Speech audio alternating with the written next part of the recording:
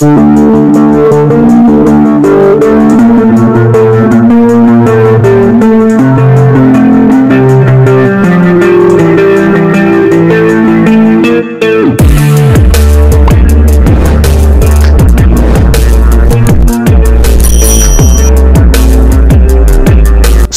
Suryo Hadiprojo adalah salah satu jenderal yang punya hubungan dekat dengan Ahmad Yani, Menteri Panglima Angkatan Darat yang jadi korban penculikan komplotan Gerakan 30 September.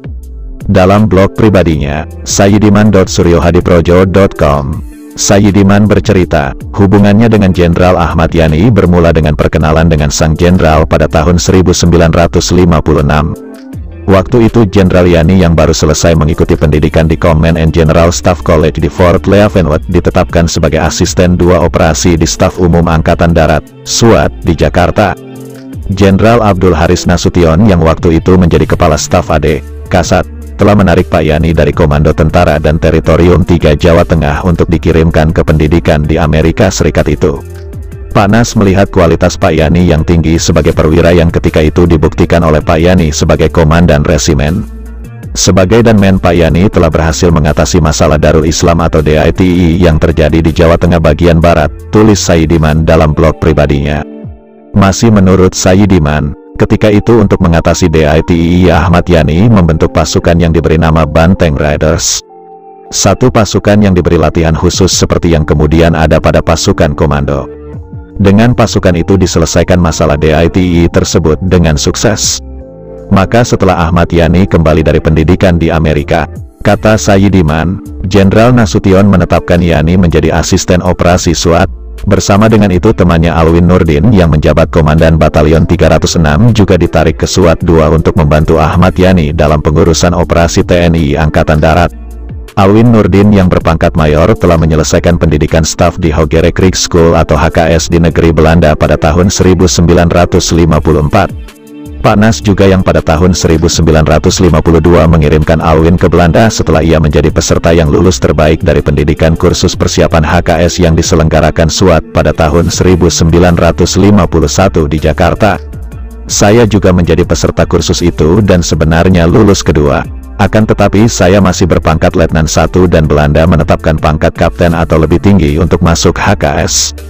Maka karena disediakan 2 tempat oleh Belanda, yang berangkat bersama Kapten Alwin Nurdin adalah Kapten Gerungan, tulis Sayyidiman.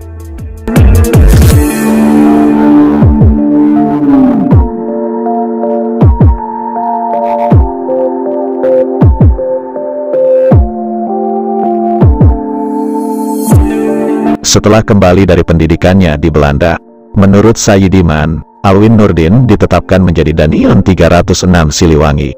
Sementara dia, pada tahun 1956 diangkat menjadi Danion 309 Siliwangi. Yang dalam tugas di Priangan Timur bertetangga dengan Ion 306. Selain itu Sayyidiman sudah kenal baik dengan Alwin Nurdin sejak bersama-sama menjadi peserta kursus persiapan HKS. Satu saat saya ada kesempatan cuti yang saya gunakan untuk pergi ke Jakarta. Di Jakarta antara lain saya menengok kawan saya Alwin di SWAT 2. Melihat apa sudah senang dengan tugas baru. Ketika sedang omong-omong dengan Alwin tiba-tiba Pak Yani yang atasan Alwin masuk di ruangannya. Saya berdiri dan menghormat Pak Yani yang berpangkat kolonel. Sedang saya berpangkat kapten. Alwin memperkenalkan saya kepada Pak Yani yang rupanya sudah pernah mendengar tentang saya. Mungkin karena dalam bertugas di Siliwangi pasukan saya pernah bertetangga dengan pasukan Diponegoro yang menjadi bagian komando Pak Yani. Atau mungkin juga mendengar bahwa pada tahun 1952 saya ditugaskan Pak Nas mengikuti pendidikan di Amerika karena tak dapat mengikuti pendidikan di HKS Belanda, tulis Sayyidiman. Masih menurut Sayyidiman, ketika berkenalan dengan Ahmad Yani, dia sedang memimpin Yon 309 di Priangan Timur dengan pos komando batalion di Malangbong. Ahmad Yani sebagai asisten operasi AD dan dengan banyak pengalaman menghadapi Darul Islam, menanyakan berbagai hal kepada Sayyidiman tentang kondisi operasi. Maka pembicaraan kita cukup lama di kamar Alwin Nurdin. Itulah perkenalan saya dengan Pak Yani. Akan tetapi setelah itu kita tak pernah ketemu lagi karena memang beda tugas dan daerah. Ketika Pak Yani memimpin operasi menghadapi PRRI di Sumatera Barat, Saya dengan Yon 309 bertugas di Tapanuli dalam resimen tim pertempuran Siliwangi di bawah pimpinan Letnan Kolonel Umar Wirahadikusumah. Jadi beda daerah sekalipun sama-sama menghadapi PRRI, tulis Sayyidiman. Sayyidiman baru bertemu Ahmad Yani lagi pada akhir tahun 1962 ketika dirinya sebagai Komandan Resimen Taruna Atekat ditetapkan oleh Kolonel Surono, Gubernur Akademi Militer, untuk menjadi Komandan Upacara pada Wisuda Taruna AMN tahun 1962 yang dilakukan di Magelang. Sejak tahun 1960 Akademi Teknik Angkatan Darat, Atekat, menjadi bagian AMN. Karena itu Wisuda Taruna akan terdiri dari Taruna AMN Magelang yang menghasilkan perwira AD untuk cabang infanteri, artileri dan kavaleri, dan Taruna Atekat Bandung yang menghasilkan perwira AD untuk cabang Zeni, peralatan dan perhubungan. Yang menjadi inspektur upacara pada Wisuda Taruna itu adalah Presiden Soekarno. Beliau didampingi Menteri Pertahanan dan beberapa menteri lain, dan juga Kasat sebagai pimpinan atas AMN. Ketika itu sebutan Kasat telah berubah menjadi Menteri Panglima TNI Angkatan Darat dan yang menjabat adalah Letnan Jenderal Ahmad Yani, kata Sayyidiman.